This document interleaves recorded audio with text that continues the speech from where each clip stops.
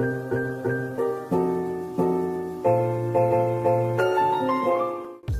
everyone, welcome back to my channel. If you've never been here before, my name is Amelia. I am a cosplayer. I go by Attack on Amelia on basically all platforms. I love cosplay, I love anime, and above all, I do love One Piece, which is kind of why we're here today. I am doing a little bit of a different video than I've made before.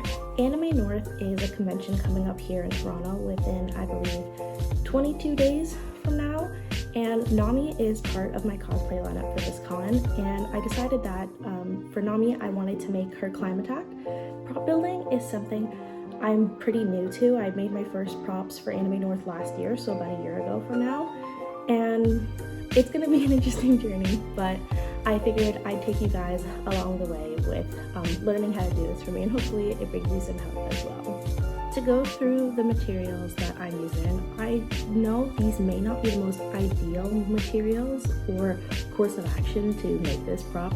I tried to keep it as low budget as possible. I wanted to use a combination of both things that I already had, and if I did have to buy new things, keep it to as minimal cost as possible. Like, cosplay on a budget is one of the things I've always struggled to do most. I love this hobby. I don't love spending money so much. So I tried to do a little bit of both, new and old. So getting into the actual materials that I'm using, first I have my two paints. I have two spray paints. I have the orange color as well as this white one, which is also a primer. So I'll be using both of these. This is the main piece of the climb attack. This is what's gonna be the climb attack. It's a piece of PVC pipe. It is 3/4 of an inch by 5 feet. So it's about 19 millimeters by 1.5 meters, if that's any help. I am gonna cut it a little bit, but this is what's gonna be the base of the climb attack. For the ends, I bought these like styrofoam balls that I'm gonna put at either side, as well as I have two sheets of foam. This one is, I think it's probably like 1 millimeter. It's really thin. It's gonna be for wrapping around certain parts. And then I also have this one. It's a little bit thicker. I think this is closer to 4 millimeters. And it's gonna be to make that little middle part in the center where the stripes start. I have my small box cutter as well as a bigger one that I'm going to grab from outside. These are just gonna be for cutting, mostly for the foam. And then I have my glue. I bought E6000 to use for this. There's probably better alternatives. I know a lot of people use contact cement. This is just something that we already had at home, so I figured it should probably do the job for us here. Okay, so here is a piece of advice from future me. Double, triple, quadruple check the materials that you're using and if they can be used with the glue that you're using, because I checked the E6000. E6000 was fine for regular foam, was not fine for styrofoam. Literally says it on the package. That was my mistake. It did dissolve the first styrofoam ball that I tried to put on. However, that solution I found, Gorilla Glue. This is just like the original Gorilla Glue. That's what I used to put that one on. Works super well. So this is what I would suggest using if you're not using like contact cement or something like that. If you're using a different material for the balls other than styrofoam, I know there's like options for acrylic balls and whatnot. Check the ingredients again. Check if it's applicable to what you're using for your materials. But if you are going to use a styrofoam ball, this is what I found is the best solution. Last thing is just have some brushes. I have some Mod Podge I'm gonna use as a sealer. And other than that, let us get into the first step. All right, so I kind of started to mark off how much I wanted to cut off from this pipe. I am carrying it around at con for all day. I did do this for my two props last year. I tried to shorten them to make them a little bit more manageable. Even if they were deferring a little bit from canon length, it's Sunday of the con is when I'm wearing Nami. It's the end of the weekend. It's probably gonna be hot. To make this as manageable as possible would be ideal. I do have about this much cut off right now. Quite honestly, that still leaves quite a good bit of length, as well as adding the balls onto the end is going to add a little bit more length. quite honestly, I might cut off a little bit more than that, but for now, let's go and do that. Okay, I'm ready to cut my pipe. I am using a saw to cut this pipe.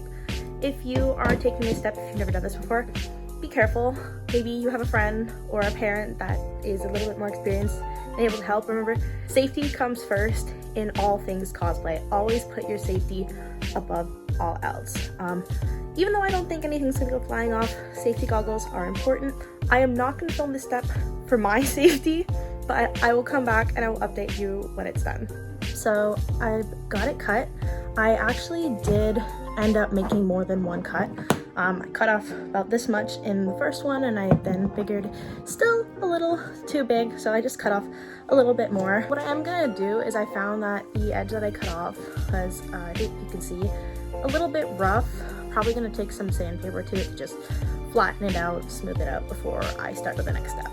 So I finished sanding it down. It's not perfect. Like, if you can see, the cut that I made was kind of uneven, so I sanded it down as much as possible. Obviously it's not perfect, but I think it's gonna do the job. It's gonna be covered by the ball. As long as the ball lays flat on the top, it should be fine.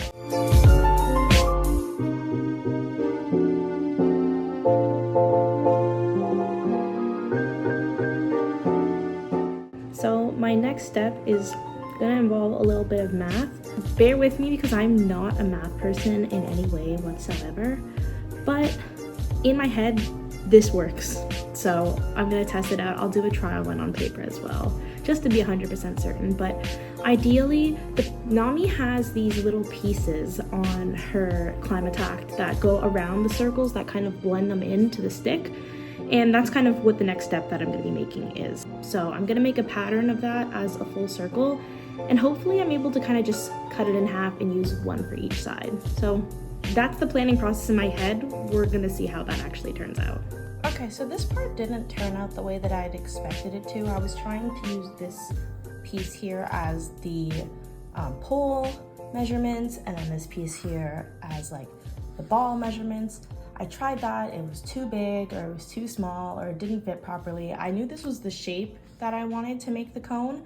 However, the measurements just didn't pan out. It was a lot of just trial and error. So this is kind of the pattern that I ended up with. And eventually, as I cut the foam pieces out, I made adjustments based on length, based on the width, based on whatever I found needed to be adjusted. It's not perfect. These two seams here don't exactly line up equally, like together like that. They do overlap a little bit, however, it's not the end of the world to me. This is the best I was able to fix. So I apologize I can't provide how to get actual measurements for this shape. I really just went based on the shape and how it was fitting on the pool.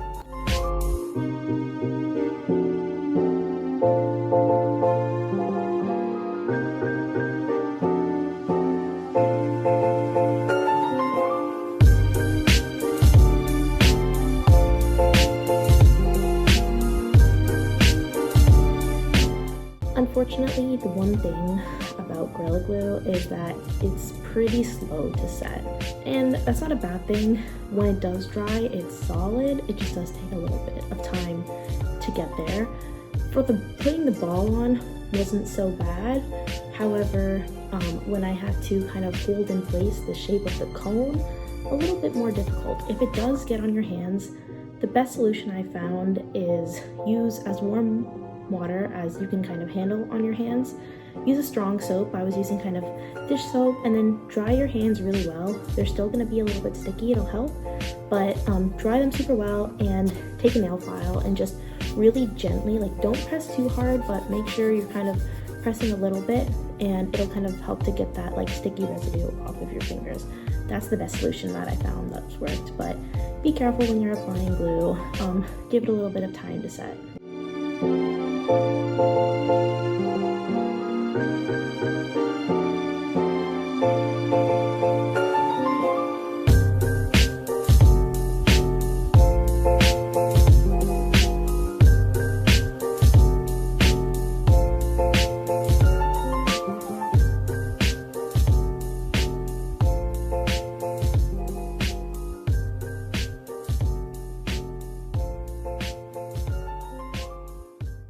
What I did here was I used that quick seal I initially tried to use as glue and instead used it to fill any gaps and spaces in the seams.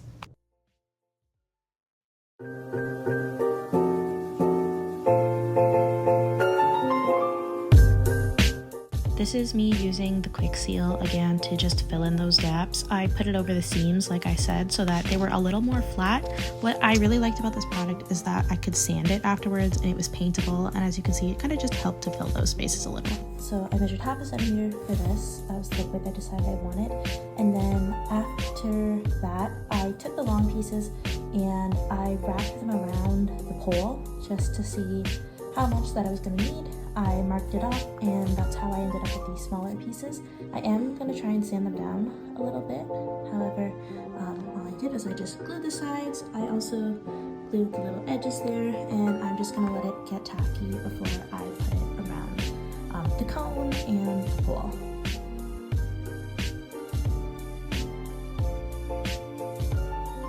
Here is where I started to measure out where I wanted those rings in the middle where the striped section is to end up. I ended up with a 3 centimeter width approximately, and I just cut them out and I let the glue get tacky and I ended up with a piece that looked kind of like this. I did not own clamps, so I was literally putting it under a chair and using the weight to clamp it. But while that was happening, what I found for the foam is that I had to use a layer of Mod Podge before I spray painted it to make sure the paint didn't melt. So this is just me testing to make sure that works before I go in with the real deal.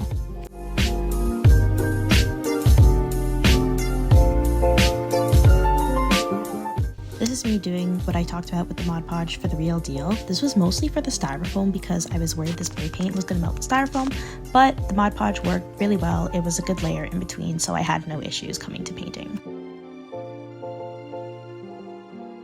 This was only my second time spray painting for our prop, so it was a little bit of learning. I did hold it a bit close at some point, so there was some drips that weren't that noticeable. I was able to sand them off, but I was happy with how it turned out, and I just left it to dry basically overnight before I went to the next step.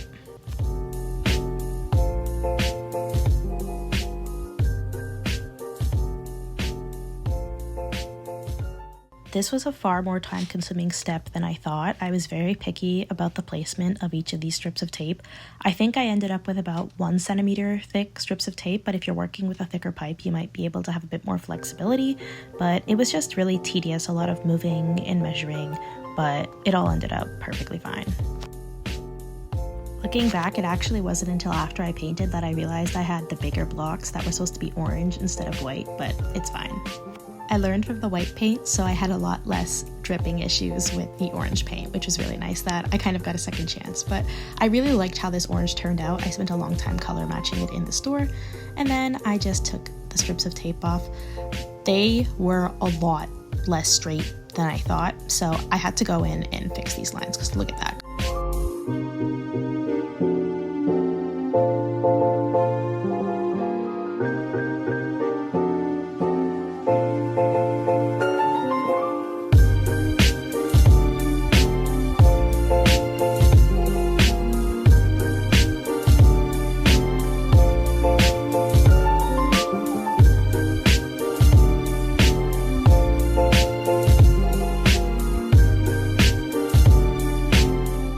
With the climb attack done, the next part was the dress. I had no intentions of making this dress.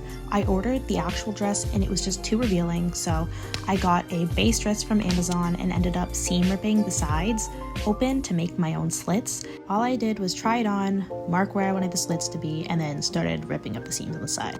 I had no machine sewing experience going into this because I did not plan to do it. However, it turned out really well. It was easy to do and it was a lot less painful than hand sewing, so I would do it again. I do plan to make more costumes in the future, but this was a really good starting project for me, so I'm happy with how it turned out. This is the last step. I actually did use the E6000 here. I just cut these beaded party necklaces and quite literally glued them onto the dress. I cut them to the size that I wanted to based off of how it looked on my arm when I put it there. That was literally the entire strategy for this. But here we go. This is the final results of my Nami cosplay making. I'm really happy with how it turned out. Even though there's parts I knew that weren't perfect, the best part about this is that I'm the only one who knew. So I'm happy with how she looks. That is all for this video. I hope you guys enjoyed. Hopefully this was helpful to you. This is my first cosplay prop making and I guess sewing video. If you need clarification on anything I did, leave a comment, send me a DM. I'm happy to answer them. Again, this is my first time making content like this. If you're an experienced prop builder or cos maker and you have tips and advice on things that would make this easier, I am so open to hearing them. I'm gonna start working on a couple new projects soon because I will be at ANYC New York City at the end of the summer and I'd like to make some of my own cosplays for that too. Until then, thank you for watching. You know where to find me.